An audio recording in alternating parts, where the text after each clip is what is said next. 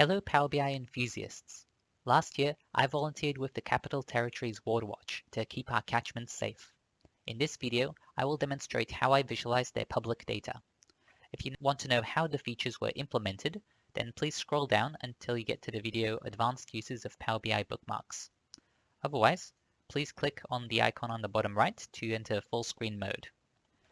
And when that loads, then please click the button again to maximize the report.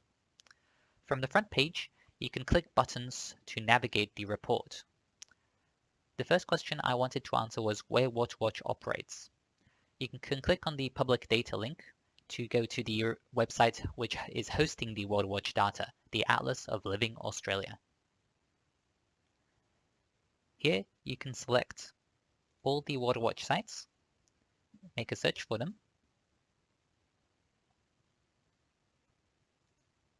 and then you can zoom into the location of the ACT to view where those sites are.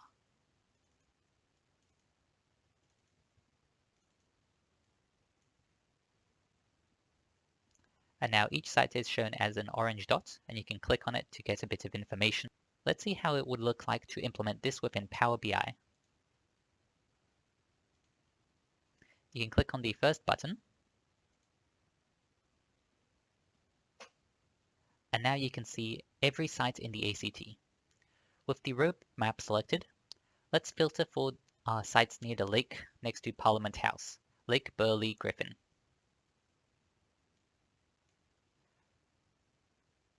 You can see that there's road access to all of those sites. What do they look like in real life though? Change to the aerial map, and now you can see what vegetation and topology they have. I'm particularly interested in these 2 points to the right. So I'm going to shift click on them and limit the data points to just those two. And now I can maximize the map to get an even clearer view. So now we've answered the question of where Waterwatch operates. So I'll go back to the front page. I then had another question. How can I search through that survey data? Let's go back to the ALA website and see how they give access to that data. The ALA website lets you download data in the form of one spreadsheet per catchment. Then we select on the spreadsheets, download them, and when that zip file is finished downloading, then you can open it up to see one spreadsheet per subcatchment.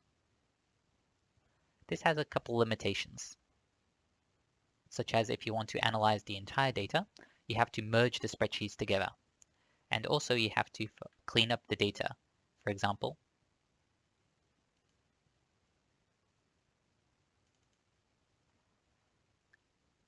then you need to clean up the data. For example, you need to split off the identifier from the name of the location and standardize the terminology, such as R being river and RD being road. Let's look at how this looks inside Power BI. We'll click on the bookmark to show what is the data we collect. We can see a map showing the location of every survey and the raw data from that survey. For example, if I click on a data point, I see that there's 15 total surveys, and in the table below I can see the individual data for each of them.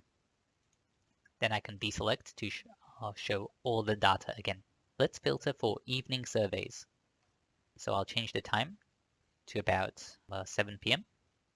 Let's also choose only surveys which had a high water temperature. And let's also select for a specific type of algae. For example, let's go with diatom crust and silky rafts. Let's expand the table to see all the data. Now we can notice that the outlier values can be conditionally formatted to stand out. We can report data issues directly from within the report.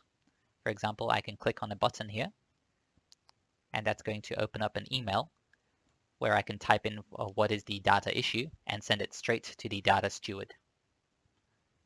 Then I can easily return to the report and go back to analyzing. If you want to remove specific filters, you can do so without navigating into each of the filter groupings and hunting them down. You can simply click, for example, on resetting quality filters. And now we've removed the filter for temperature of the water. Instead, we can replace it with certain nitrate readings, such as anything between 16 to 126 milligrams. In this case, there's no such survey. Then we can reset all the filters. You have the option of downloading all of the data within an Excel or a CSV file. As of this recording, the export button is not working in this report. I've raised a bug report with Microsoft, and hopefully by the time you see this, you'll be able to click the export button down here. One thing that this page does not show you is whether data values are outliers for a particular site.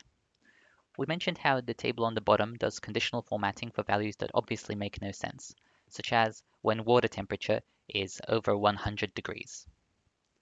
But indicators like conductivity can vary in a narrow range, which can be different for every site. One site might have a median of 10 microsiemens, while another can have a median of 1,000 microsiemens.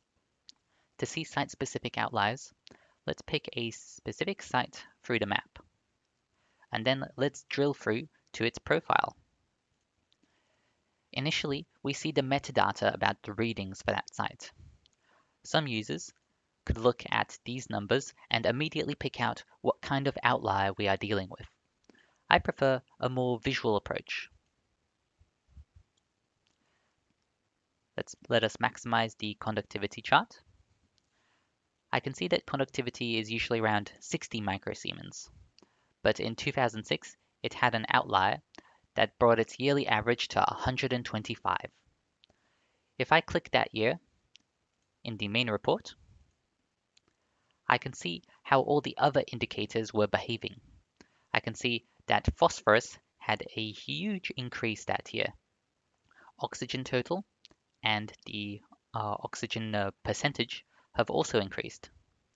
Temperature, on the other hand, decreased. pH and turbidity were unchanged, and we have no data points for either nitrates or for algal abundance. This gives me an idea of where to start investigating if I want to figure out what is impacting water quality.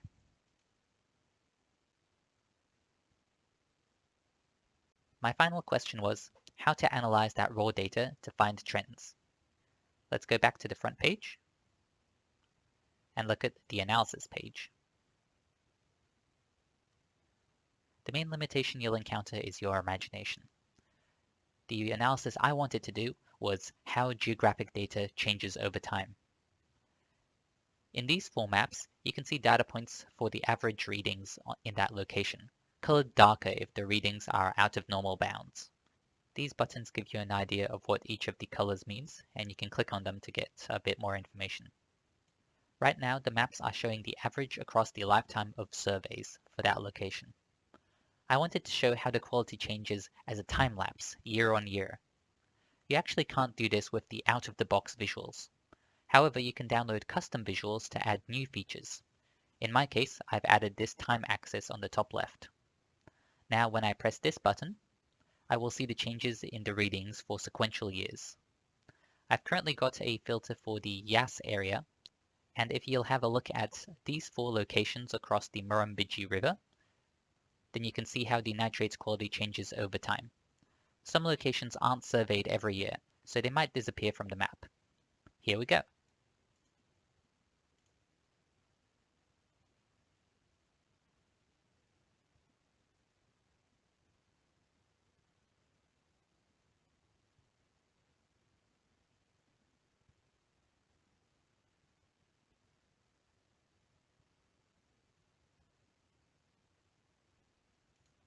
The way I read that data, the nitrates quality started out fine, then got much worse along the Murrumbidgee River, especially across the last few years.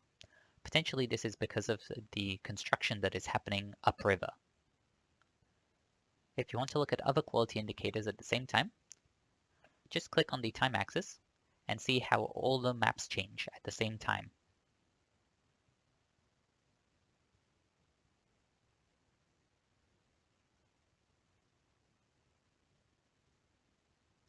If you are interested in a particular area, you can of course filter out the subcatchment to show all Canberra. If you are interested in the documentation of how this was done, please explore the final part of the report. You can see the remaining manual steps of the extract, transform, and load process, which we didn't get around to automating.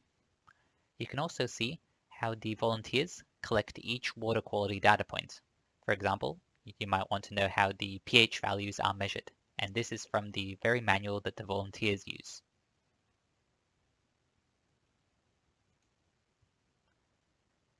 Thank you for joining me.